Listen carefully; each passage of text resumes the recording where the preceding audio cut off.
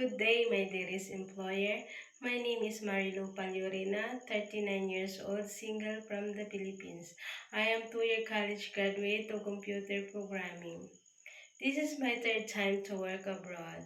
First was in UAE for 6 years with one employer. Second was in Hong Kong for 4 years with one employer also. My main duties with this family was taking care of their children, preparing their foods and snacks, assisting them to take a bath, tutoring, drop off, and picking up them at school. I do also the household work such as cleaning, cooking, marketing, laundrying, ironing, car washing, and gardening.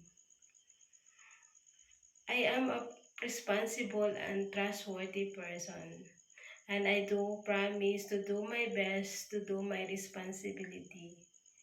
Thank you, employer, for taking time watching my video. I hope you will hire me.